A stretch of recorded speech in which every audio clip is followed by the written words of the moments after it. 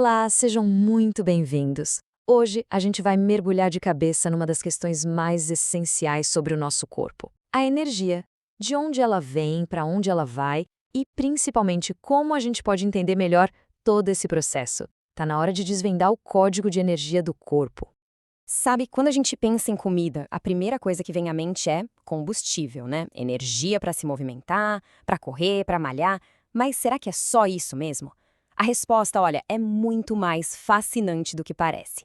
Vamos desvendar esse mistério juntos? Para a gente começar, ajuda muito pensar no corpo como se ele tivesse um orçamento de energia. É isso mesmo, igual a um orçamento financeiro. Existe uma entrada de energia, que vem da comida, e várias saídas. Entender esse fluxo é o primeiro passo de todos. Olha, antes de mais nada, vamos esclarecer um ponto que confunde muita gente.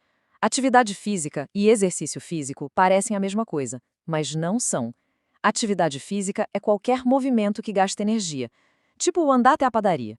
Já o exercício é algo planejado, estruturado, com o objetivo de melhorar o condicionamento. E entender essa diferença é fundamental para o nosso papo aqui. E aí a gente chega no princípio básico de tudo, o balanço energético. Pensa nisso como uma conta bancária de calorias. É a analogia perfeita. Se a gente deposita mais do que saca, o saldo aumenta. Se saca mais do que deposita, ele diminui. O nosso objetivo aqui é entender direitinho como esses saques de energia acontecem de verdade. E é exatamente aqui que a história começa a ficar realmente interessante. Porque a maior parte do nosso gasto de calorias de um dia inteiro não vem daquela 1 hora de exercício. Acredite, existem forças invisíveis ali trabalhando o tempo todo. Então, vamos focar agora naquela parte do nosso orçamento de energia que é disparada a maior de todas. E também a que quase ninguém entende direito. Aquele gasto que acontece mesmo quando a gente está completamente em repouso. Pausa para pensar um pouquinho. O que será que gasta mais calorias num dia inteiro? Será que é a digestão? A caminhada por trabalho? A resposta pode e provavelmente vai surpreender. E a resposta é essa aqui: o gasto energético basal, ou, para facilitar, GEB. É basicamente a energia que o corpo precisa só para fazer o básico. Respirar, manter o coração batendo, a temperatura corporal é o custo para manter a empresa funcionando, sabe? 24 horas por dia, 7 dias por semana. Agora se preparem, porque esse gráfico aqui é o grande plot twist da história. Olha só isso. A maior fatia do bolo, de 60% a 70% do gasto diário de energia, é do metabolismo basal. A atividade física e a digestão ficam com fatias bem menores. O que isso quer dizer na prática? Que a maior parte do gasto calórico diário acontece com o corpo parado, só para se manter vivo. Isso muda tudo, né? Ok, se o gasto energético basal é tão importante assim, como é que a gente mede isso com precisão? Existe sim um método ideal, o chamado padrão ouro, mas, como a gente vai ver, ele não é nada prático para a maioria das pessoas. O nome técnico do exame é calorimetria indireta. Na ciência, ele é o top de linha, o jeito mais preciso de saber exatamente quantas calorias uma pessoa queima em repouso, porque ele mede o oxigênio que entra e o gás carbônico que sai. Só que, para ter um resultado que realmente vale, o protocolo é super rígido. Tem que fazer jejum de 12 horas, não pode ter feito exercício pesado, nada de cafeína e ainda tem que ficar deitado, imóvel, num ambiente com temperatura controlada. Claramente é um procedimento de laboratório. E como se não bastasse, para fechar a conta, o preço de um equipamento desses é bem salgado, para dizer o mínimo. Ou seja, o ponto é, medir isso diretamente, com perfeição, não é algo acessível para todo mundo. Tá, então se medir é tão complicado, o que a gente faz? Desiste? Não. Felizmente, a ciência tem uma solução muito mais prática. Vamos ver como a gente pode estimar essa nossa base de gasto energético. É super importante entender que o GEB não é um número mágico igual para todo mundo.